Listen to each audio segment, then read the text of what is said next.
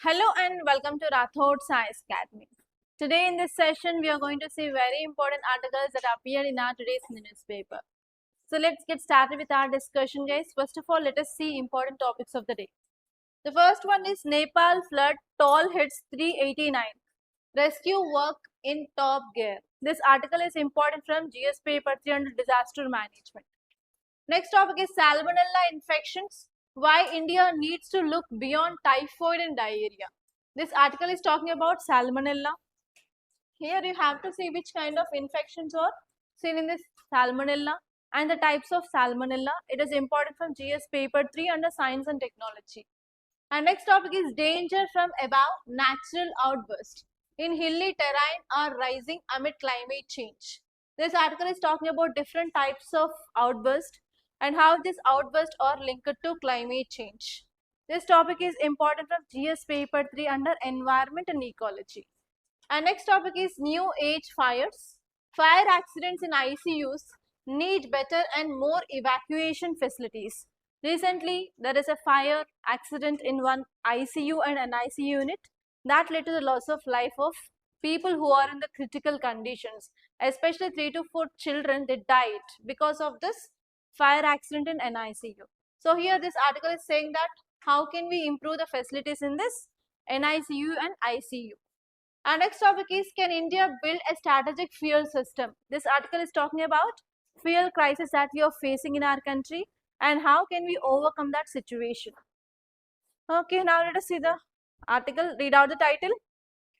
Nepal flood toll hits 389, rescue work in top gear. So this article is talking about rescue. Okay, so why you have to know about what kind of rescue operations are doing in the ground level? Why? Because you are the head of District Disaster Management Authority and you should be the first person to respond for any disaster which happened in your district, right? So in that condition, after disaster happens and if you are delaying to take the decision, what happens? Loss of life of people can happen. To minimize the loss of lives of people, beforehand itself, we have to know what are the steps taken by the government in different areas, which kind of disasters are happening. If you have certain ideas, then you can start this rescue operations as soon as possible and you can save more number of lives of the people. Because of that, if you're getting any article like this, like what exactly the government is doing, you have to know that and you have to write somewhere on this. If UPSC is giving any case study, you can write the practical solutions, what exactly the government is doing, so that they will also accept your ideas. Okay, so from where we can see this topics? This topic is very important from your disaster management.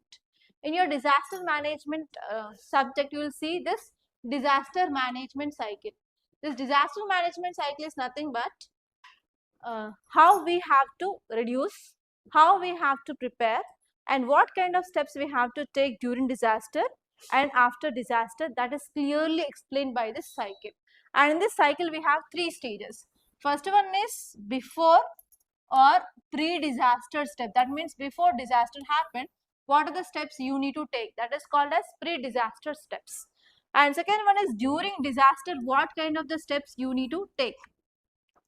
And third here is after disaster, post-disaster steps. Okay, so here before disaster means we have to make people aware about the disaster and what kind of steps they have to do and they should not do during that disaster. It is nothing but preparedness. So here we have to see about preparedness. And during disaster, we have to go for rescue and relief operations. Here after disaster, we'll go for rehabilitation and reconstruction. So these are the steps we'll see: preparedness, rescue and relief, rehabilitation and reconstruction. Now these rescue and relief operations are going on in this Nepal. Okay, now let us see what are the rescue operations that is taken by this Nepal government.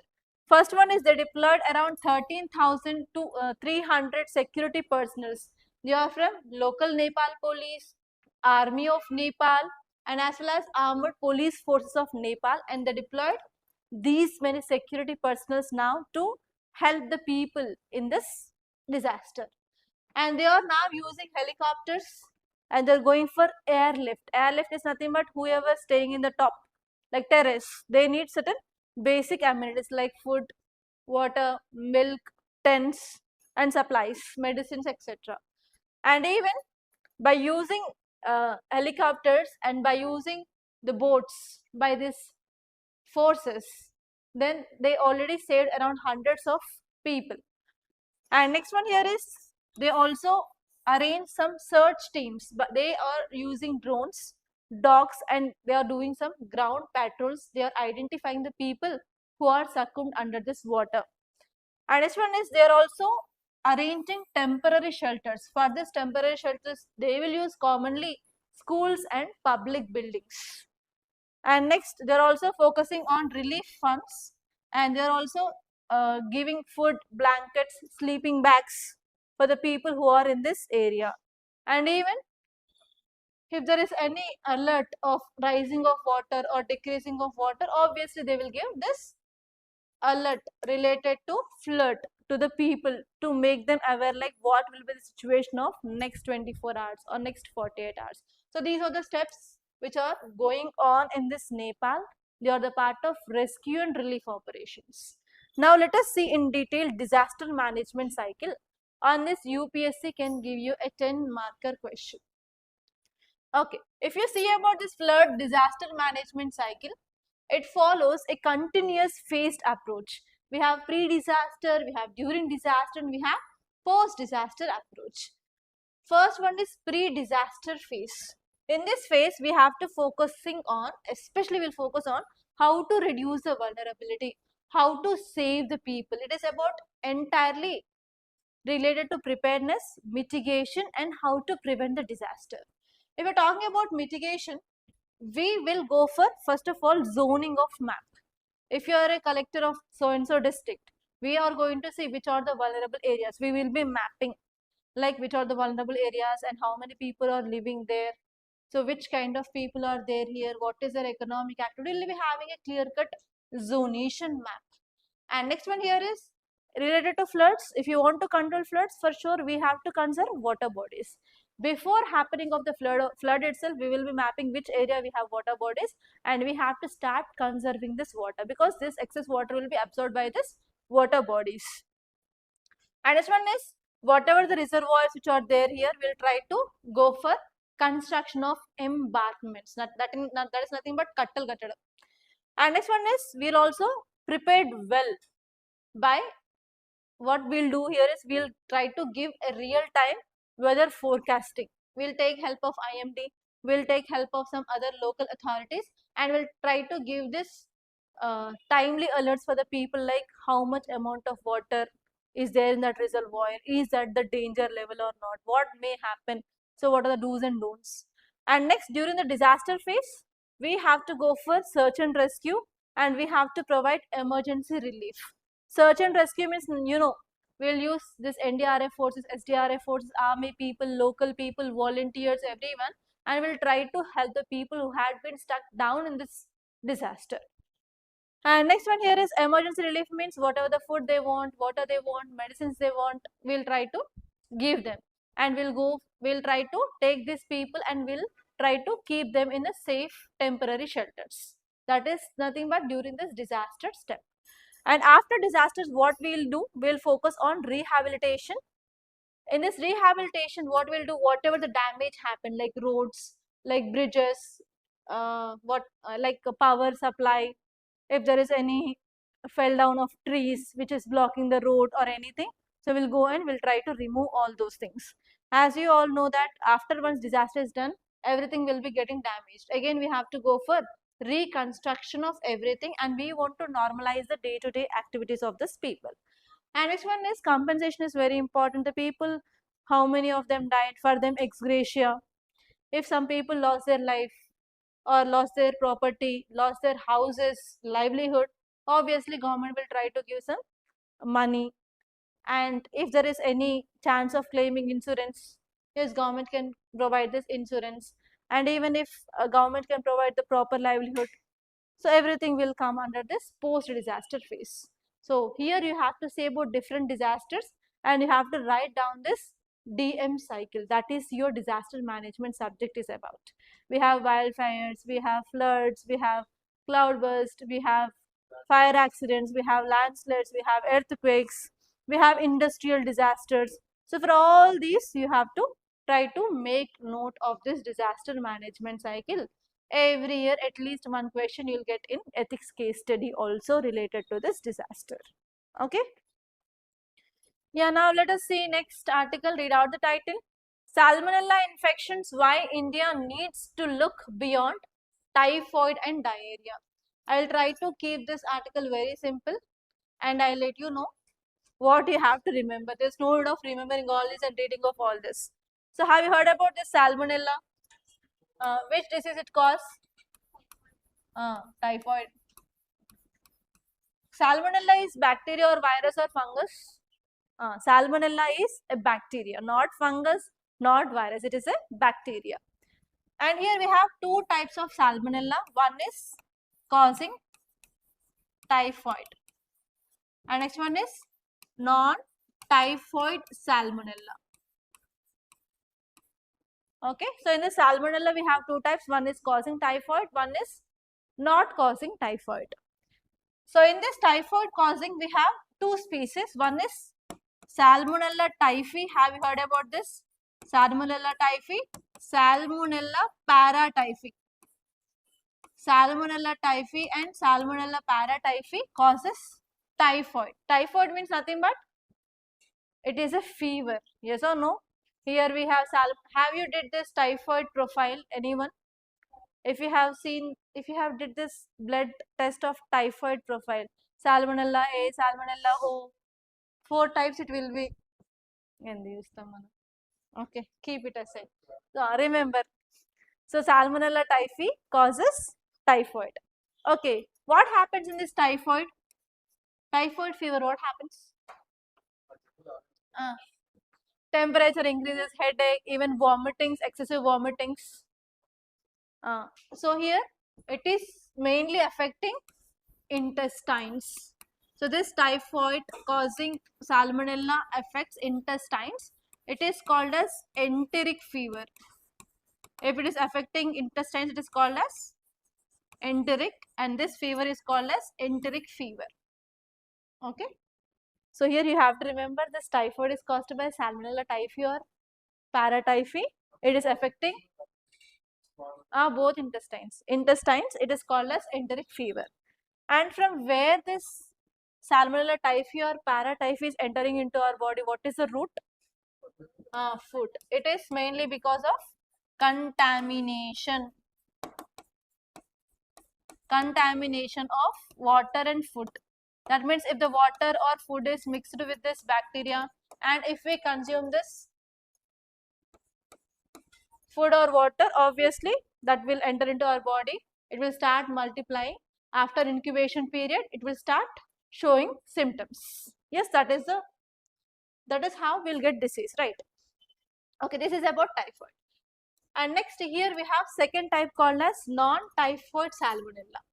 It is through water and food. What happens here is, so we'll consume different diet, right? Every day we'll consume rice or chapati or curry. Apart from that, we'll also take animal sources. We'll consume milk, butter, dairy products, eggs, etc. Right? So actually the main source of this typhoid causing salmonella is contamination of water or food. But here this non-typhoid salmonella main source is animal source. Animal food products. For example, you can take milk, you can take meat, you can take eggs, etc. So do you know now we are celebrating this Shravanamasam festivals, yes or no? Why people will not consume or non-veg for entire 1 month? What is the reason? What do you think? What do you think? Why we should not consume this animal products? Any idea? Everything has a scientific reason. Actually, during this August month, July ending and August month, we'll get monsoon season. So whenever this monsoon season starts, what happens? Whatever the Water which is there on these hills, etc., that will be carrying sediments and they will be filling in the water. Yes or no? So these birds like poultry, ducks, they will go and they will swim in this water. What happened? The microorganisms can be shifted into animals. So if you are consuming that, this animal based salmonella will enter into our body. It will cause us diarrhea. So to stop this, we will follow this kind of tradition even in the Shravana Masam and also in Kartika Masam. At that time, we will get which kind of rainfall? Retreating monsoon. Now the starting of monsoon, southwest monsoon, and at that time retreating monsoon. So because of this reason, to stop this kind of infections to humans, they will follow this tradition of not eating non-veg for 1 month. We don't know all those things and we'll blindly follow those things. So whatever the religious culture we are following, what are the rituals we are doing, everything have a scientific reason. Try to find it out. Okay, don't blindly follow. So just you have knowledge, you have your phones, just see all those things. Okay, the problem in India here is whenever you're talking about salmonella, only this one will come into mind. They will not see that kind of thing. So this kind of animal food will causes diarrhea, loose motions especially. So if there is any loose motions, we'll take which tablet?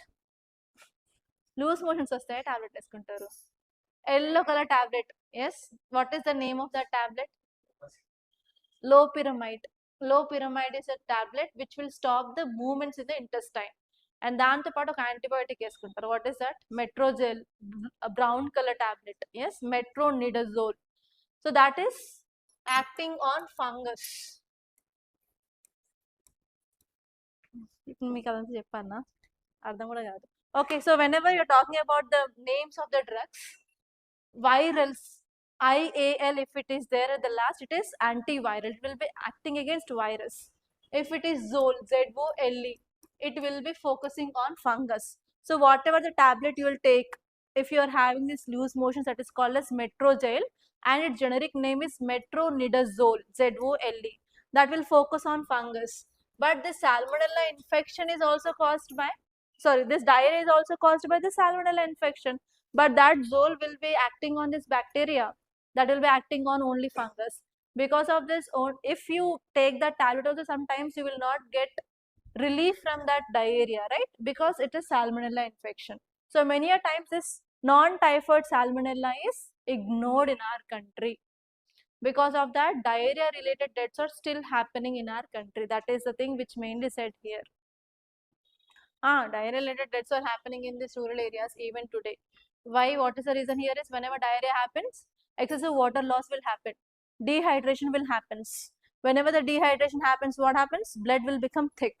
If blood will become thick, can it flow easily in the blood vessels? For sure, no. If blood is not flowing freely, what are the oxygen required by our cells? Will not get. That will lead to slowly, one by one organ failure, and that will lead to the deaths. That was a major reason for very high MMR, so not MMR, IMR, infant mortality rate in our country, and even under 5 mortality rate even today in Africa. Okay, this is the story of the salmonella. Just remember about the salmonella, typhoid, contamination of food and water, non-typhoid salmonella through animal sources. That's it. Okay, see this next article.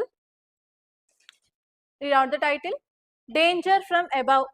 Natural outburst in hilly terrain are rising amid climate change.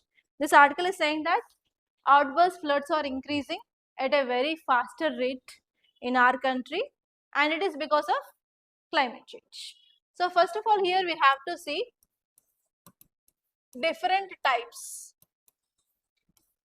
of outburst, and next you have to link with climate change. UPSC can give you a mains based question related to this interlinking of outburst with climate change. What are the reasons, what are the measures can be taken, like that from environment and ecology point of view, they may give you a question. So now let us see about this outburst. What is meaning of outburst?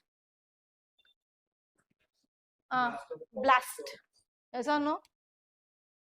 Especially, have you seen some women? Emotional outburst.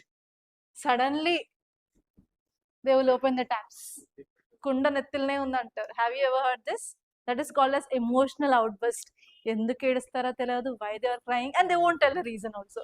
They'll go on crying, crying, crying, emotional outburst, right? In the same way, what are the water which is there in the lake? Suddenly, if it is coming out with a very high energy, very high force, that is called as outburst. Okay, so here we have different types. First one is glacial lake outburst flood. Please make a note. You have to know this. First one is glacial lake outburst flood. What is this glacial lake outburst flood? We have glaciers which are covered by ice. Yes. If there are any depressions, chinchina sandulu, if there are any depressions, what happens? Water melts and it will come in, it will deposit in this depression and it will form glacial lake. If more and more and more water is coming and entering into that, what happens? The capacity of that, obviously the capacity will be not enough. Then what happens? The break of boundaries will happen. If the break happen, what happens? Suddenly water will come forward at a very high speed. All the water, that lake will become empty. Then what happens? Can it cause a flood? This is called as glacial lake outburst flood. Because of this breaking of this glacial lake, that led to flood, that is called as glacial lake outburst flood. So it is the first one. And second one is landslide. Second one is landslide dammed lake outburst. Okay, let us take, there is a river which is flowing in the valley. In the you know mountains, valleys, right? In the valley there is a river which is flowing. Suddenly there is a landslide happened. Everything came here and it stopped the flow of this river. Will water move? Will water move?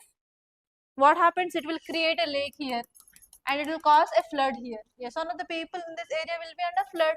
So this is called as landslide induced flood. Are you understanding? Whenever there is a landslide, if it is blocking the natural movement or natural flow of a river, it will cause a lake and that will lead to inundation around this area. Because of this, what happened? There will be a flood. That is called as landslide induced. That is the second one. And third one is ice rock avalanche into river or lake. Third one is ice rock avalanche flood. Okay, let us take, here there is a lake, here there is a lake, or here there is a river.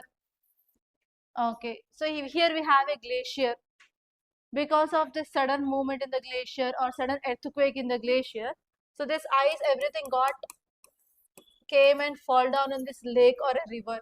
Because of this, there is movement of water at a very faster rate. Here it is blocking, but here it is mixing in that. So have you seen, if you are taking a stone and if you are throwing in a bucket full of water, what happens? Water will come outside or not? In the same way, if the ice or any debris is coming and falling suddenly in this lake or a water, the water will move with a high speed. That is called as ice or rock avalanche induced flash flood. Exactly in the Nepal, this happened. But there are some reports which are saying that this triggering event is caused by China because of Chinese developmental projects that led to the triggering of this glacier, and suddenly some part of the glacier came down and it fall in the river. What is the name of the river? Yesterday I said.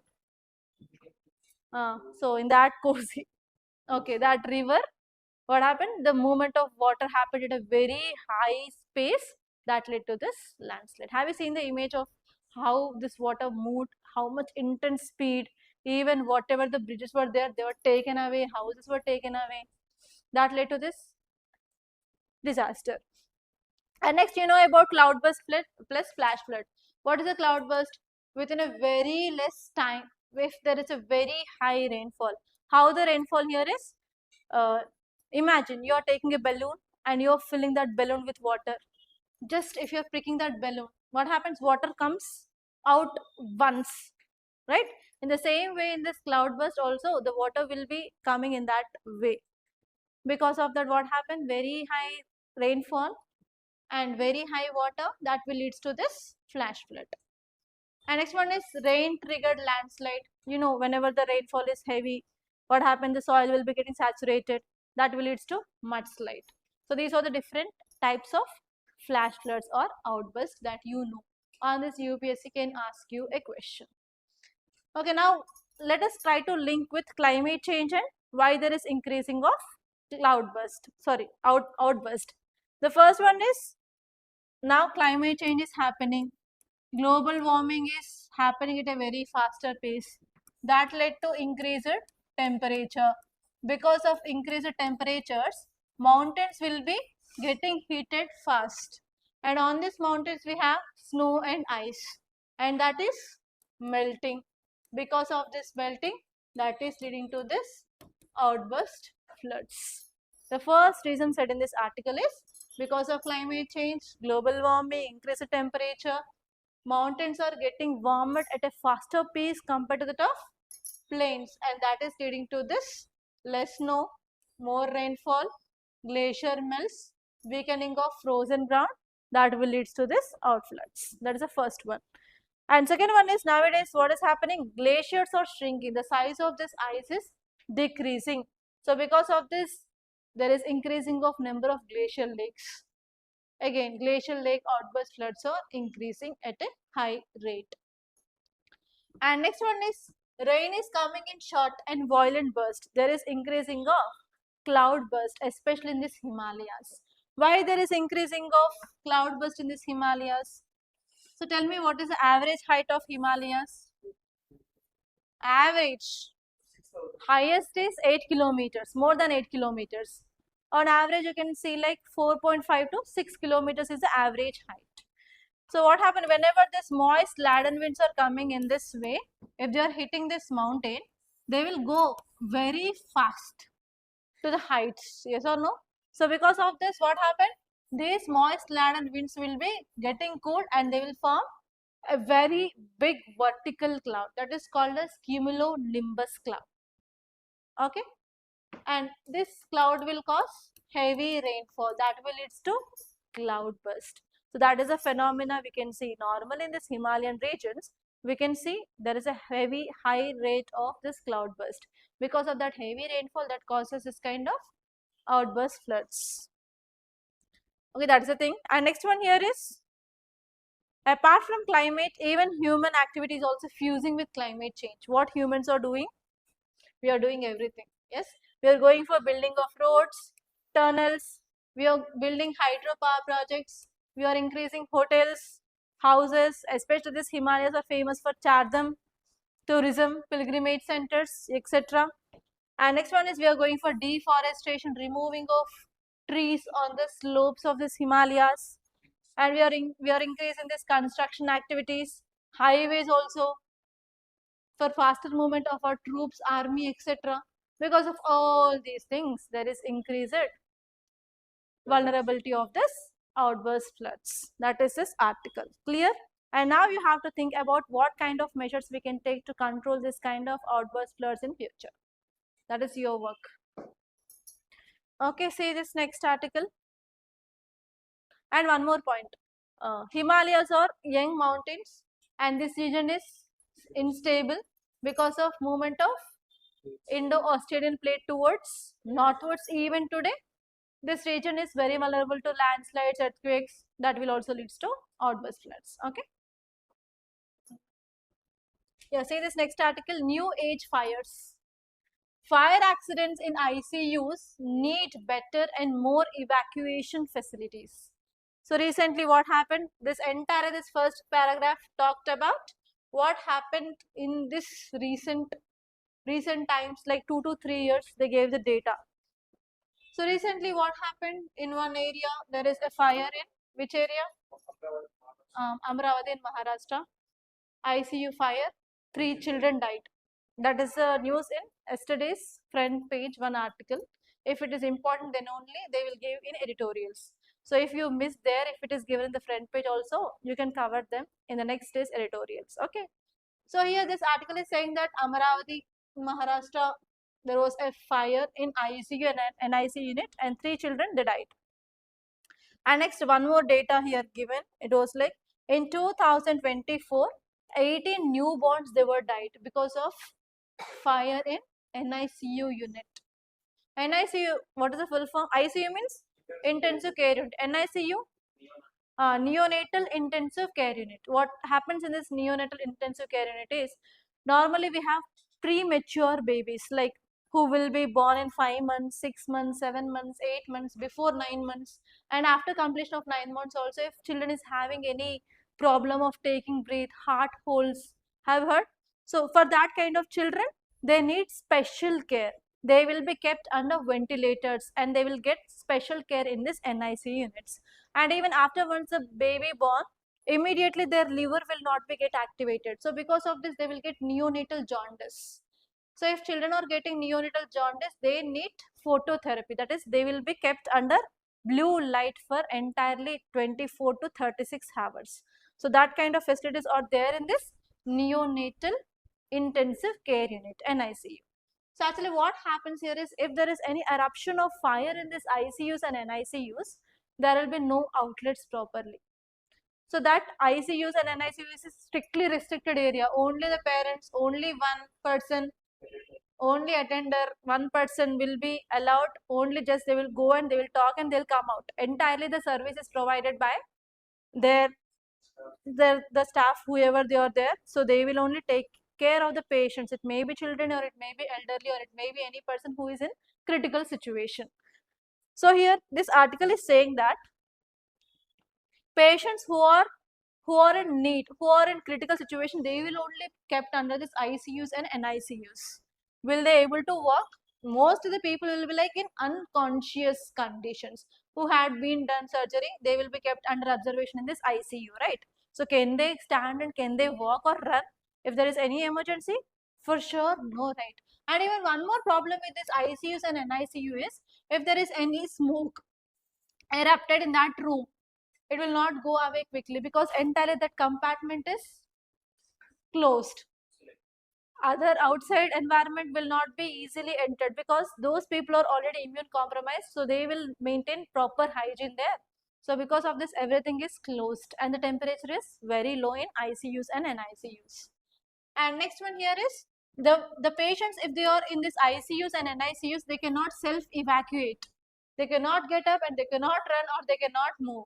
How about these children who are born like preterm or like born 3 to 4 days ago? Can they walk and can they run if there is a fire? These people need the special attention. That's the thing which mainly said. And next important point here is, they said that if any hospital which is having this NICU and ICUs, they need to have proper evacuation, horizontal evacuation. Especially they have to keep a staff for evacuation itself. They have to maintain a staff for evacuation. And next one here is automatic sprinklers. You know the sprinklers which will spray water. So automatic sprinklers should be there. That means automatic means if there is any alert of fire, if there is any alarm which had been rung, means obviously that sprinklers had to be activated and they have to stop the fire as soon as possible.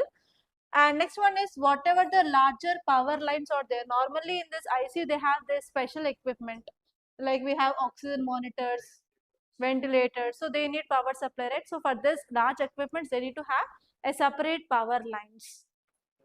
And next one is, they have to keep one more thing, if there are having this oxygen outlets, they have to be away from sockets. What are the sockets? We have electric sockets. If there is any rupture of fire, normal గా మనకు చిన్న చిన్నగా మిరుగులు వస్తూ ఉంటాయి, sparks.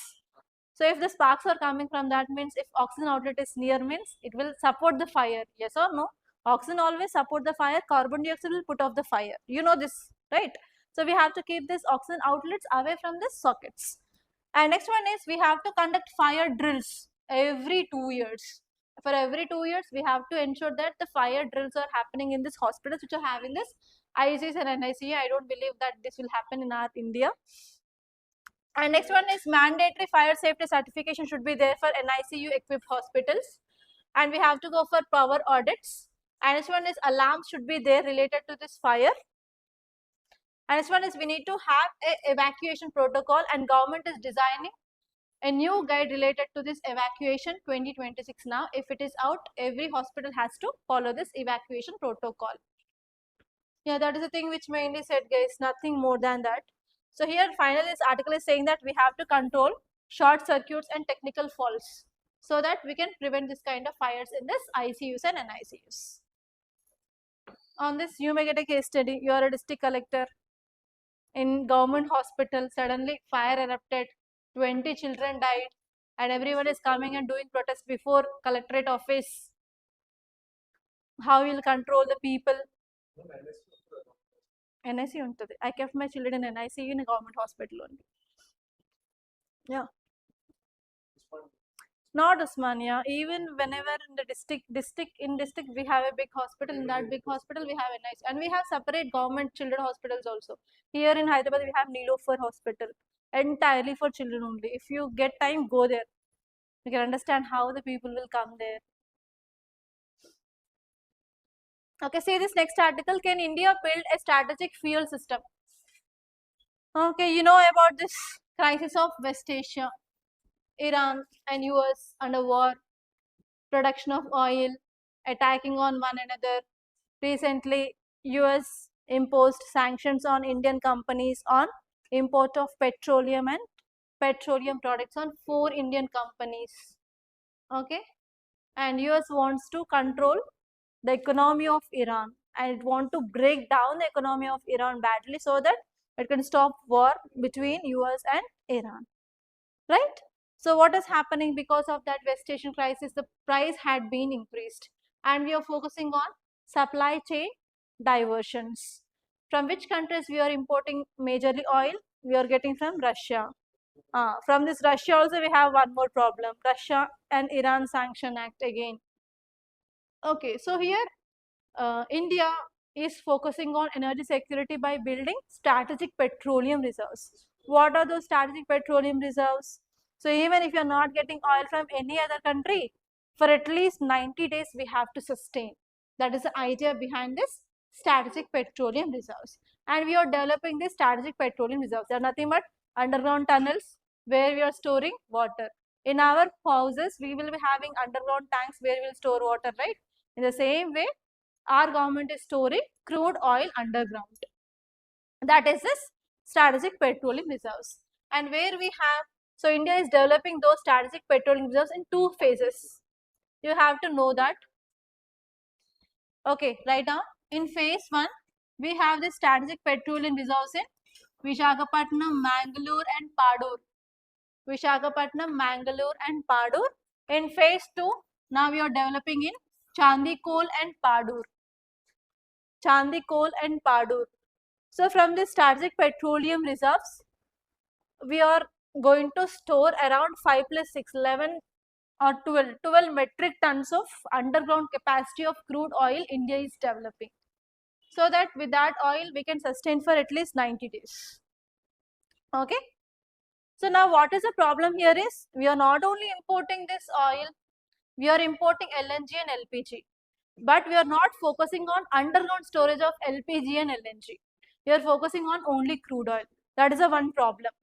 And second problem which is said in this article is, not only storing of oil is important, from that area we need to develop the pipelines so that we can transport that crude oil to the oil refineries where we'll go for fractional distillation, and from there they will supply to different petrol bunks.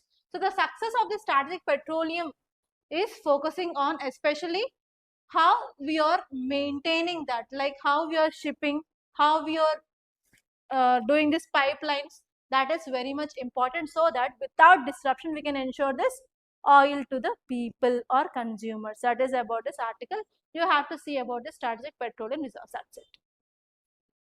And now let us see the questions. Look at these questions. Which of the following most accurately distinguishes a flash flood from a conventional river flood? Flash flood occur only in urban areas. Flash flood have a relatively rapid onset and occur over smaller spatial and temporal scales. Flash floods are caused exclusively by cloudburst. Flash floods occur only in the river, originate from glaciers. All are extreme statements only. Only. Answer B is right answer. Why you are thinking that much? See this next one. Which of the following are the examples of cascading hazards that may occur in mountainous regions? There are 3 flowcharts. In this way also you may expect the question. Okay, 3 flowcharts. Intense rainfall, landslide, river blockade, sudden flood. Glacier or ice rock instability, debris flow, downward flooding. Next one is earthquake, landslide in a dam, sudden release of water. How many are correct? All are correct. So answer is 1, 2 and 3. So in this way also you may get a question. So don't confuse. Sometimes they'll give you arrow marks also. They will not give complete statements. Okay. That's all guys. By this I'm concluding. Thank you so much for watching. And if you like this class, please hit the like button and please to share this class to your friends. And we started the new batch for GS Plinscom Mains Foundation 2027 guys. And if you want to join that course, please you can call us on this number 8074765513. You can text us on WhatsApp as well. Okay, I wish you all the best. Thank you so much.